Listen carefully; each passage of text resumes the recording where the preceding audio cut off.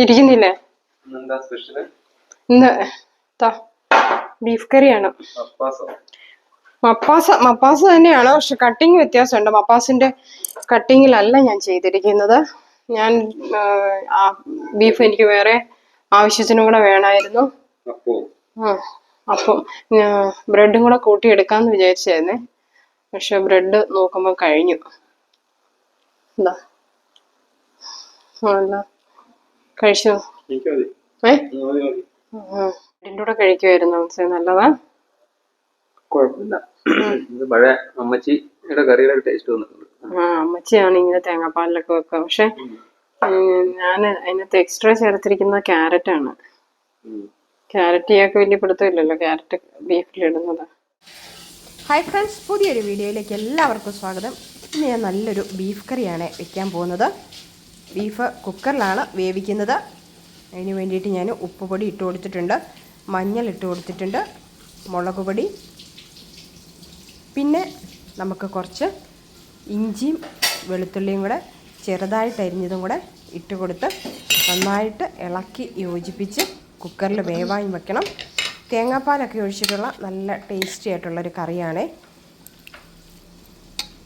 കുക്കറിൽ വേവാൻ വേണ്ടി ഇനി വയ്ക്കുകയാണ്. വെള്ളമൊന്നും ഒട്ടും ചേർക്കുന്നില്ല, ബീഫിനകത്തെ വെള്ളം മാത്രം മതി നമുക്ക്. ഞാൻ വേവിച്ച് മുഴുവനും എടുത്തിട്ടില്ല, കുറച്ച് മാത്രമേ എടുത്തിട്ടുള്ളൂ. അത് അതിൻ്റെ ഗ്രേവിയോടുകൂടി, ഒട്ടും ബീഫിനകത്ത് ഞാൻ വെള്ളം ഒഴിച്ച് വേവിച്ചതല്ല കേട്ടോ. ആ ഗ്രേവിയോട് കൂടി ബീഫിനകത്ത് നിന്ന് ഇറങ്ങിയ ഗ്രേവിയാണ്. അതായത് ഉപ്പ്, മഞ്ഞൾ, മുളക്, ഇത്രയും ഇഞ്ചിയും വെളുത്തുള്ളി ഇത്രയും ചേർത്ത് വേവിച്ചതാണ് ബീഫ്. അപ്പോൾ ബാക്കി നമുക്ക് ഇനി കറി എങ്ങനെയാണ് ചെയ്യാമെന്ന് നോക്കാം. മുഴുവനും ബീഫ് ഞാൻ എടുത്തിട്ടില്ല, അത് വേറെ കാര്യത്തിന് വേണ്ടിയിട്ട് മാറ്റി വെച്ചിട്ടുണ്ട്. ഇനി അത് കൂടാതെ നമ്മൾ കറിക്ക് ആവശ്യത്തിനുള്ളതെല്ലാം ഞാനൊരു വലിയ പ്ലേറ്റിലേക്ക് എല്ലാം കൂടെ ഒന്നിച്ചാക്കി വെച്ചിട്ടുണ്ട്. ഇതിനകത്ത് പ്രത്യേകത എന്ന് പറഞ്ഞാൽ ക്യാരറ്റ് ഞാൻ ചേർക്കുന്നു എന്നുള്ളതാണ്. പിന്നെ പച്ചമുളകിലാണ്, എരിവിന് പച്ചമുളകും പെപ്പർ പൗഡറും ചേർക്കാറുള്ളൂ. തക്കാളി ഉണ്ട്, 2 വലിയ തക്കാളിയാണ്, വലുതെന്ന് പറയത്തില്ല, ഒരു മീഡിയം സൈസ് 2 തക്കാളി. പിന്നെ മല്ലിയില, കറിവേപ്പില, വെളുത്തുള്ളി, ഇഞ്ചി, വലിയ ഉള്ളി മീഡിയം സൈസിലെ ഒരു 5 എണ്ണം. അതായത് ഗ്രേവിക്ക് കാര്യമായിട്ട് വലിയ ഉള്ളിയാണ് വഴറ്റി ചേർക്കുന്നതിൻ്റെ ഗ്രേവി, ആ ഫ്ലേവറാണ് കൂടുതൽ വരുന്നത്. ഇനി നമുക്ക് തേങ്ങാപ്പാൽ വേണം, വെളിച്ചെണ്ണ വേണം, കടുക് വേണം. ഇത്രയും കൂടി എടുത്ത് വെച്ചാൽ പിന്നെ നമ്മുടെ കറി ഉണ്ടാക്കുന്ന പരിപാടി സ്റ്റാർട്ട് ചെയ്യാവേ. മസാലപ്പൊടികളായിട്ട് ഞാനിവിടെ എടുത്തിരിക്കുന്നത് മല്ലിപ്പൊടി, മഞ്ഞൾ, പെപ്പർ, പിന്നെ കടുക് വേണം. തേങ്ങാപ്പാൽ ഞാനിവിടെ എടുത്ത് വെച്ചിട്ടുണ്ട്. നല്ല കുറുകിയ തേങ്ങാപ്പാലാണ്. ഞാനത് ഗ്രേവിക്ക് വേണ്ടിയിട്ട് ആവശ്യത്തിനുള്ളതേ ചേർക്കുന്നുള്ളത്, മുഴുവനും ചേർക്കുക എന്നില്ല. കാരണം നല്ല തിക്ക് ഗ്രേവി ആയിട്ടാണ്, വല്ലാണ്ട് ലൂസൊന്നുമല്ല. അപ്പോൾ അതിനുള്ളത് മാത്രമാണ് ചേർക്കാൻ പോകുന്നത്. നമുക്കെന്നാൽ വീഡിയോ സ്റ്റാർട്ട് ചെയ്താലോ? ഞാൻ കറി വെക്കാനുള്ള പാത്രത്തിൽ എണ്ണ ഒഴിച്ച്, എണ്ണയൊക്കെ ചൂടായിട്ടുണ്ട്. അപ്പം കടുക് ഇട്ട് കൊടുക്കുവാണേ. കഴിഞ്ഞ ദിവസം എന്തുണ്ടാക്കിയപ്പോഴാ നമ്മുടെ ചില്ലി മുളകാ ബജി ഉണ്ടാക്കിയ സമയത്ത് ഇത് എണ്ണയിലേക്ക് ഞാൻ ഇട്ടപ്പം അങ്ങ് എണ്ണ ചൂടായില്ലായിരുന്നു. അപ്പൊ എന്നെ കുറേ പേര് കളിയാക്കി, നീ കാര്യമായിട്ട് ഇട്ടതാണ്, എന്നിട്ട് റെഡിയായ എണ്ണ ചൂടാകുന്നതിന് മുന്നേ നീ ഇട്ടു എന്നൊക്കെ പറഞ്ഞ കളിയാക്കി കേട്ടോ.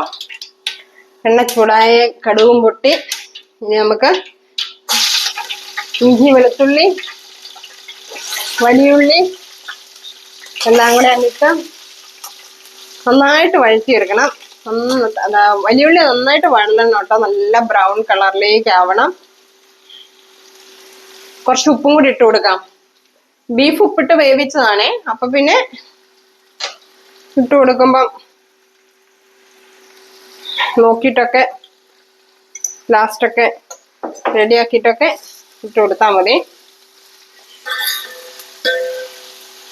നന്നായിട്ടൊന്ന് വഴന്ന് വരട്ടെ കേട്ടോ.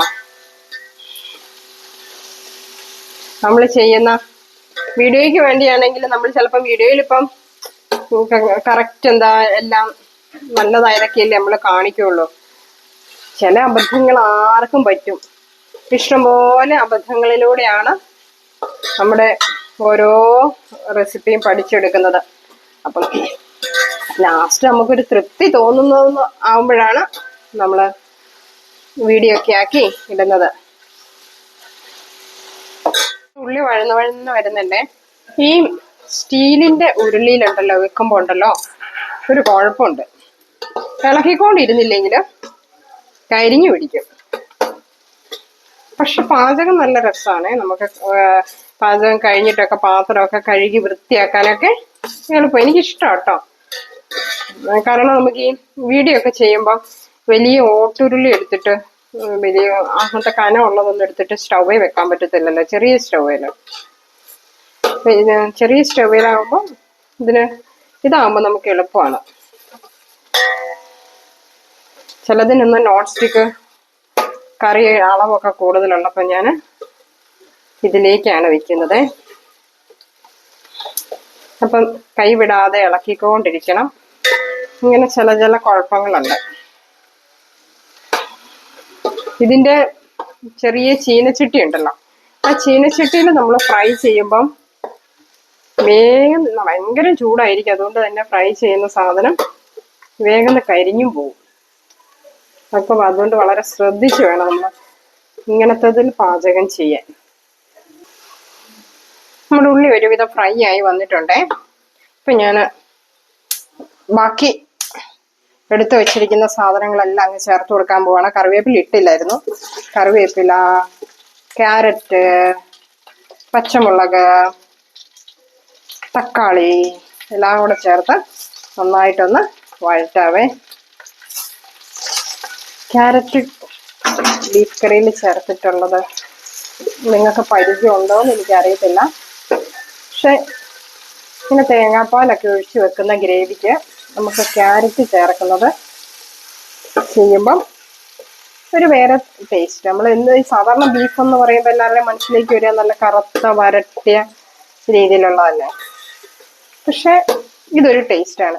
ഇനി ഒന്ന് മൂടി വെക്കണേ. മൂടി വെച്ചിട്ട് നമുക്ക് ആ തക്കാളിയൊക്കെ ഒന്ന് മെൽറ്റ് ആവാൻ വേണ്ടിയിട്ട്, സോഫ്റ്റ് ആകാൻ. നമ്മുടെ തക്കാളിയൊക്കെ സോഫ്റ്റായി വരുന്നുണ്ട്.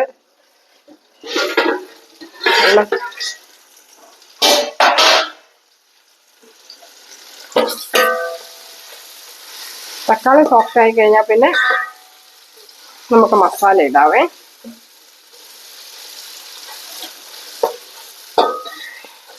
മുളകുപൊടി ആദ്യം ഞാൻ ബീഫ് വേവിച്ചപ്പോൾ കുറച്ച് ഇട്ടതേ ഉള്ളൂ, അല്ലാതെ പിന്നെ വേറെ ഇടുന്നില്ല. തക്കാളി സോഫ്റ്റ് ആയിട്ടുണ്ട്, നമ്മുടെ ക്യാരറ്റ് സോഫ്റ്റ് ആയിട്ടുണ്ട്, പച്ചമുളകിന്റെ മണം വരുന്നുണ്ട്.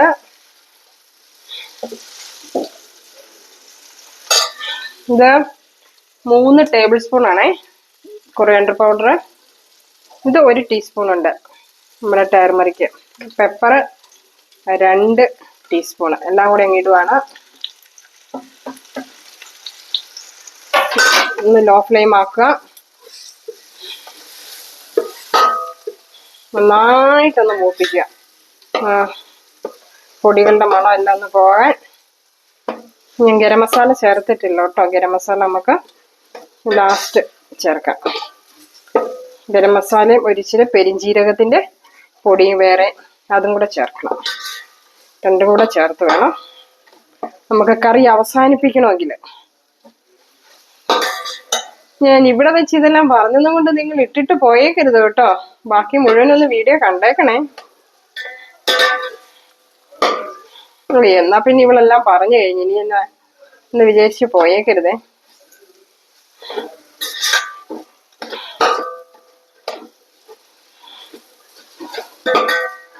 നല്ല പൊടിയൊക്കെ ഒന്ന് മൂത്ത മണം വരുന്നുണ്ട്. ഒന്നാമത് ചട്ടി നല്ല ചൂടായി കിടക്കുകയാണ്.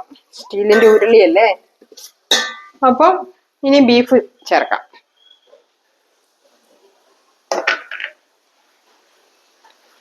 ഇപ്പൊ തൽക്കാലത്തേക്കുള്ള ഗ്രേവി ഇതിനുണ്ട് വേവാനുള്ളത്. കണ്ടോ, ഇതെല്ലാം ബീഫിൽ നിന്ന് ഇറങ്ങി വന്ന വെള്ളമാണ്. ഫ്ലെയിം കൂട്ടി വെക്കുക. ബീഫ് നന്നായിട്ട് തിളച്ച് വരണം. കുക്കറിൽ ബീഫ് ആദ്യം വേവിച്ചതല്ലേ, അപ്പൊ പിന്നെ ബീഫ് ഓൾറെഡി വെന്തിട്ടുണ്ട്. ഇനി നന്നായിട്ട് ഇതെല്ലാം ഒന്ന് മസാലയും ഈ ഉള്ളികളെല്ലാം കൂടി ഒന്ന് യോജിച്ച് ഈ ബീഫ് ആ ഇതിലേക്ക് പെരണ്ട് വന്നതിന് ശേഷം വേണം ബാക്കി പരിപാടികൾ. ഈ ചട്ടി ആയതുകൊണ്ട് ഇടയ്ക്കിടയ്ക്ക് ഇളക്കി കൊടുക്കണം, അതാണ് ഒരു പ്രശ്നം. ഇനി മൂടി വെക്കട്ടെ. ബീഫ് കറി ഇവിടെ വെള്ളമൊക്കെ പറ്റി മസാല നമ്മുടെ ബീഫിലേക്കൊക്കെ പിടിച്ച് നല്ലൊരു രീതിയിലേക്ക് പരുവത്തിലേക്ക് വന്നിട്ടുണ്ട്. ഇനി നമുക്ക് ഇതുണ്ട്, ഇച്ചിരി ചോട്ടിൽ പിടിച്ചിട്ടുണ്ട് കേട്ടോ, കുഴപ്പമില്ല. ഞാൻ പറഞ്ഞില്ല, അത് ഈ പാത്രത്തിന്റെ ഒരു ചെറിയൊരു പ്രോബ്ലം ആണ്. ഇനി നമുക്ക് തേങ്ങാപ്പാൽ ഒഴിക്കുന്നതിന് മുന്നേ ഞാനൊരു ഇച്ചിരി പെരിഞ്ചീരകം ഇട്ട് കൊടുത്തിട്ടുണ്ട്. ഇനി ഗരം മസാല അതും ഇട്ട് കൊടുത്തു. ഇനി നമുക്കൊന്ന് ഇളക്കി യോജിപ്പിക്കണം.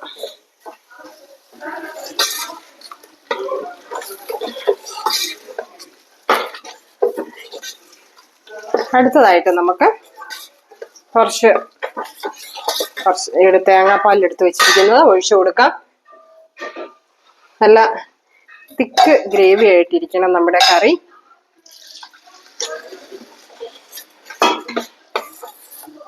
തേങ്ങാപ്പാലിൽ വെന്ത് വരുമ്പോൾ നല്ല ടേസ്റ്റ്. കുറച്ച് ദിവസമായി ഞാൻ ആഗ്രഹിക്കുന്നു ഈ ഒരു കറി ഒന്ന് വെക്കണമെന്ന്. സാധാരണ എന്നും മറ്റു തക്കാളിയൊന്നും ചേർക്കാതെയുള്ള ബീഫായിരുന്നു വെച്ചുകൊണ്ടിരുന്നത്. ഇതെനിക്ക് തോന്നുന്നത് നമുക്കെന്താ അപ്പത്തിനാണ് ഏറ്റവും നല്ല കോമ്പിനേഷൻ. ഗീ റൈസും ഇതിനും പറ്റും. ഉപ്പൊന്ന് നോക്കട്ടെ. ഉപ്പുണ്ട്. ഞാൻ ഇടയ്ക്ക് ഇച്ചിരി ഉപ്പും കൂടെ ചേർത്ത് കൊടുത്തായിരുന്നു കേട്ടോ. ബാക്കി തേങ്ങാപ്പാലും കൂടെ ഒഴിച്ചു കൊടുക്കട്ടെ. ഗ്രേവി നോക്കിയിട്ട് ഞാൻ ചേർക്കാൻ വേണ്ടി ഇരിക്കുമായിരുന്നു. ഇനി ഇതൊന്ന് തിളച്ച് വരട്ടെ. ഇളക്കി കൊടുക്കുന്നത് കൊണ്ട് തിളച്ച് വരുന്നുണ്ട്. ഇളക്കാതെ വെച്ചിട്ടുണ്ടെങ്കിൽ പാല് പിരിഞ്ഞു പോകും. കറി ഒന്ന് തിളച്ച് വരട്ടെ. കറി തിളച്ച് വരുന്നുണ്ട്. ഇനി മല്ലിയില ഇട്ട് കൊടുത്തു, കറിവേപ്പില ഇട്ട് കൊടുത്തു. ഒന്നുകൂടെ ഒന്ന് ഓഫ് ചെയ്ത് കുറച്ചിരിക്കുമ്പോഴത്തേക്ക് ഒന്നുകൂടെ ഒന്ന് തിക്കാവും. അപ്പൊ കറി മുഴുവൻ റെഡിയായി. കറിയുടെ പരിപാടികളെല്ലാം കഴിഞ്ഞു. ഞാൻ ഇരുന്ന് ഓഫ് ചെയ്യാൻ പോവാണ്.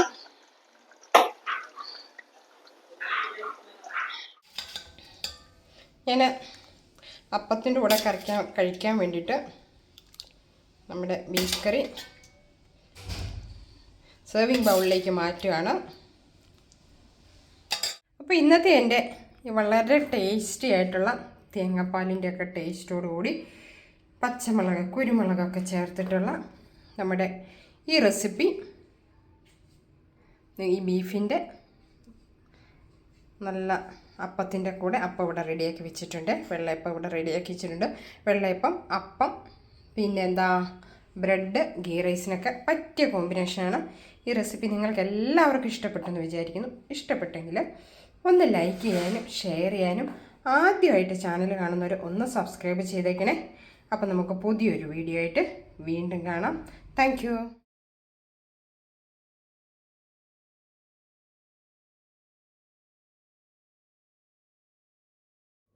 Please like, share and subscribe Shaji's Kitchen Malabar.